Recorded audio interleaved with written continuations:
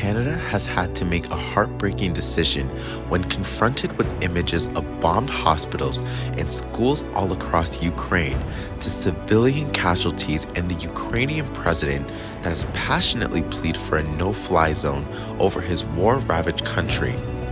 North Atlantic Treaty Organization allies that includes Canada have denied President Volodymyr Zelensky's request to close the skies over Ukraine due to concerns that it would cross a red line and potentially spark a World War-scale conflict.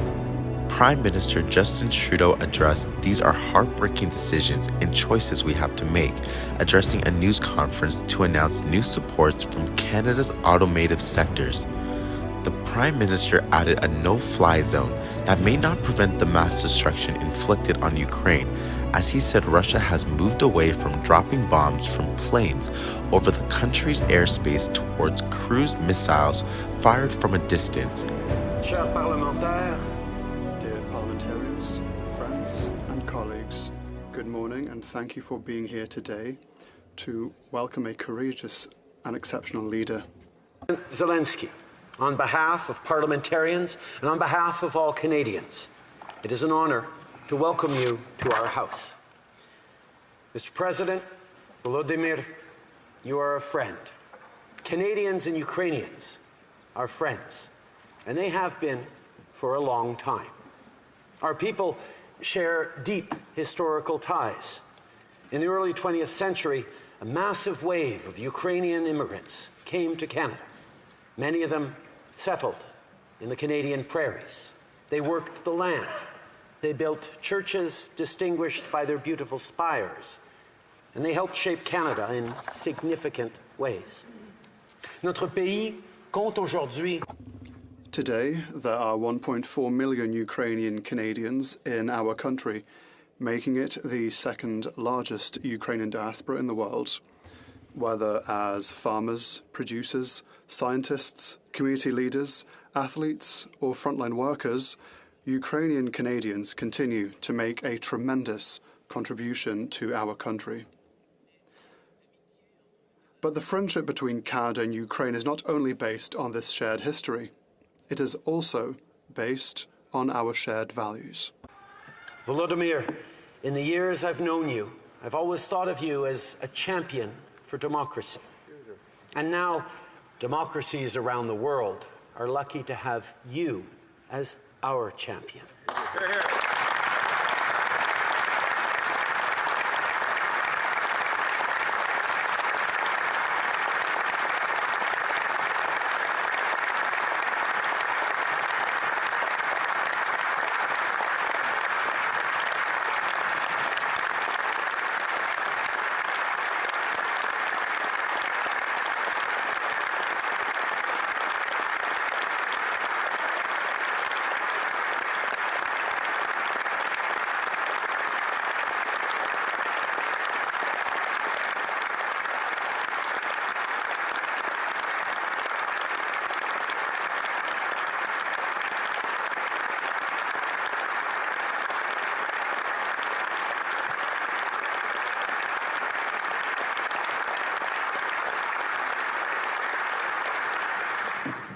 Your courage and the courage of your people inspires us all.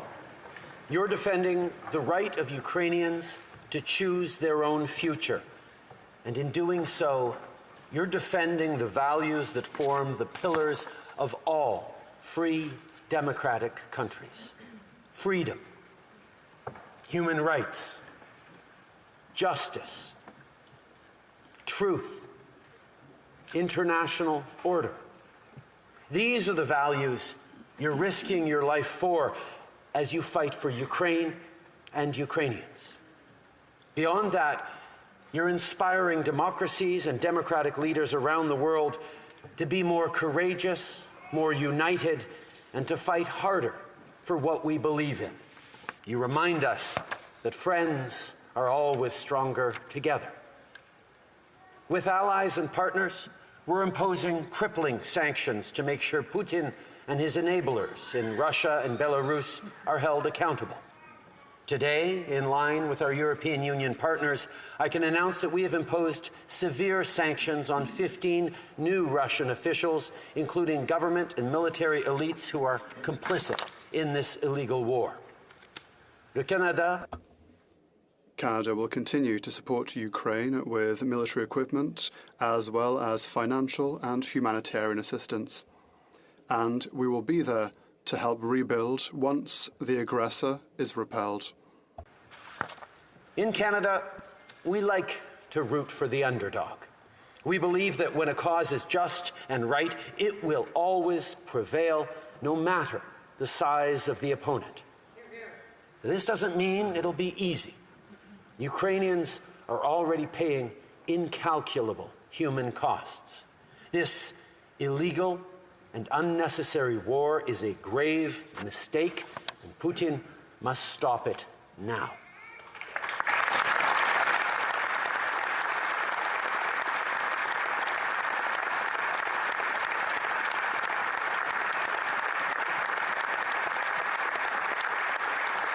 Le mépris. Vladimir Putin's blatant disregard for human life is absolutely unacceptable.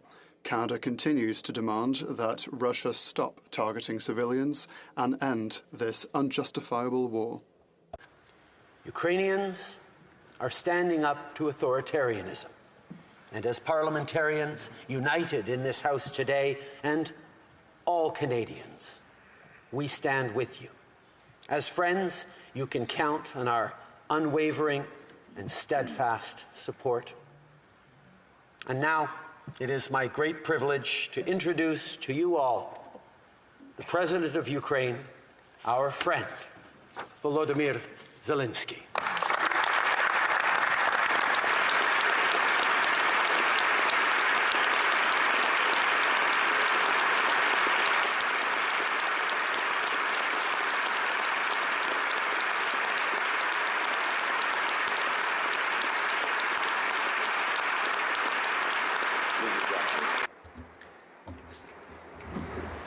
Thank you very much.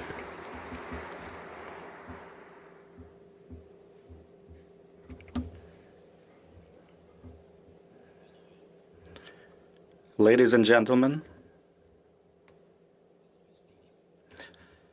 Mr. Speaker, Prime Minister, dear Justin, members of the government, members of the Parliament, all distinguished guests, friends. Before I begin, I would like you to understand my feelings and feelings of all Ukrainians, as far as it is possible. Our feelings over the last 20 days. 20 days of a full-scale aggression of Russian Federation after 8 years of fightings in Donbass region. Can you only imagine? Imagine that on 4 a.m., each of you start hearing bomb explosions, severe explosion. Justin, can you imagine hearing your children hear all these severe explosions, bombing of airport, bombing of Ottawa airport, tens of other cities of your wonderful country. Can you imagine that? Cruise missiles are falling down on your terrain, and your children asking you what happened, and you are receiving the first news which infrastructure objects have been bombed and destroyed by Russian Federation. And you know how many people already died. Can you only imagine what words, how can you explain to your children that you just full-scale aggression just happened in your country? You know that this is war to annihilate your state, your country. You know that this is the war to subjugate your people. And on second day, you receive notifications that huge columns of military equipment are entering your country, crossing the border. They're entering small cities. They are giving siege. They're encircling cities. and they start to shell civil neighborhoods. They bomb school buildings. They destroyed kindergarten facilities, like in our city, city of Sumy, like in city of Ohtyrka. Imagine that someone is taking siege, laying siege to Vancouver. Can you just imagine that for a second? And all these people who are left in such city. And this is exactly the situation that our city of Mariupol is suffering right now. And they are left without heat or hydro, or without means of communicating, almost without food, without water, seeking shelter in bomb shelters. Dear Justin, dear guests, can you imagine that every day you receive memorandums about the number of casualties, including among women and children? You've heard about the bombings. Currently, we have 97 children that died during this war. Can you imagine famous CN Tower in Toronto? If it was hit by Russian bombs. Of course, I don't wish this on anyone, but this is our reality in which we live. We have to contemplate, we have to see where the next bombing will take place. Your church square, we have a Freedom Square in the city of Kharkiv. Our Babin Yar, the place where victims of Holocaust were buried, and it has been bombed by the Russians. Imagine that Canadian facilities have been bombed similarly as our buildings and memorial places are being bombed. A number of families have died. Every night is a horrible night. Russians are shelling from all kinds of artillery, from tanks. They are hitting civilian infrastructure. They are hitting big buildings.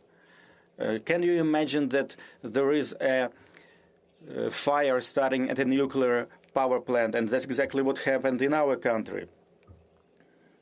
Each city that they are marching through, they are taking down Ukrainian flags. Can you imagine someone taking down your Canadian flags in Montreal and other Canadian cities? I know that you all support Ukraine. We've been friends with you, Justin, but also I would like you to understand, and I would like you to feel this, what we feel every day. We want to live, and we want to be victorious. We want to prevail for the sake of life. Can you imagine when you call your friends, your friendly nation, and you ask, please close the sky, close the airspace, please stop the bombing. How many more cruise missiles have to fall on our cities until you make this happen? And they, in return, they express their deep concerns about the situation. When we talk with our partners, and they say, please hold on a little longer.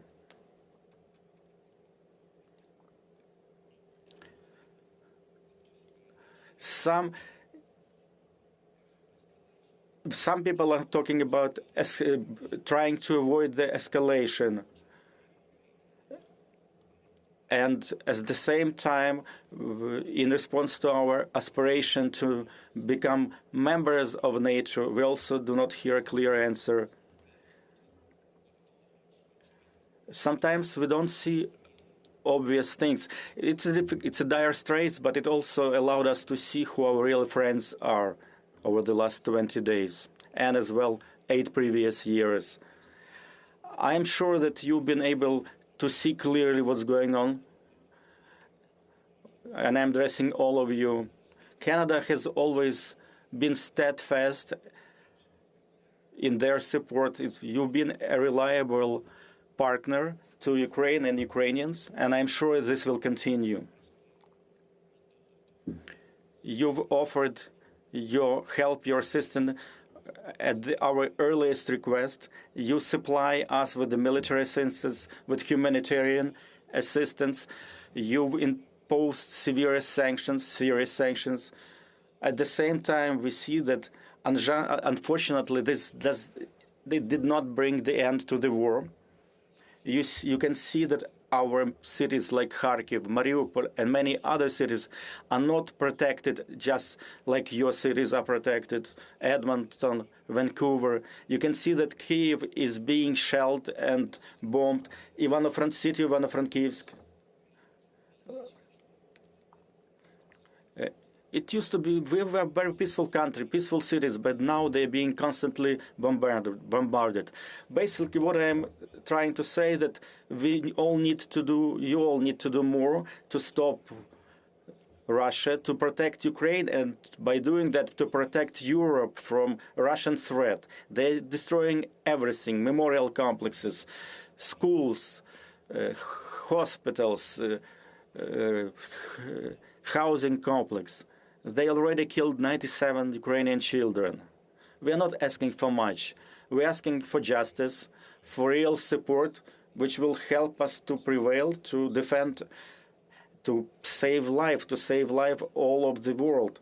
Canada is leading in these efforts, and I'm hoping that other countries will follow the same suit. We're asking for more of your leadership, and please take more, greater part in these efforts, Justin and all of our friends of Ukraine, all friends of the truth. Please understand how important it is for us to close our airspace from Russian missiles and Russian aircrafts. I hope you can understand. I hope you can increase your efforts. You can increase sanctions so they will not have a single dollar to fund their war effort. Commercial entities should not be working in Russia. Probably you know better than many in any other countries that this attack on Ukraine, it's their attempt to annihilate Ukrainian people, and there is nothing else to it. This is their main objective. It's actually the war against Ukrainian people. And it's an attempt to destroy everything that we as Ukrainians do. It's an attempt to destroy our future, to destroy our nation, our character. You Canadians, you know very well all this. That's why I'm asking you, please do not stop in your efforts. Please expand your efforts to bring back peace in our peaceful country. I believe, and I know that you can do it. And we are part of the anti-war coalition, and jointly I'm sure that we'll achieve results. I would like to also ask our Ukrainian diaspora in Canada. This is a historical moment, and we need your support, your practical support. And we hope that with your practical steps, you will show that you are part of the modern Ukrainian history. Please remember, this is a practical, modern-day history of Ukraine. We want to live. We want to have peace. I'm grateful to every one of you in the Parliament of Canada who is present there, to every Canadian citizen. I am very grateful to you, Justin. I am grateful to Canadian people, and I am confident that together we will overcome and will be victorious. Glory to Ukraine. Thank you to Canada.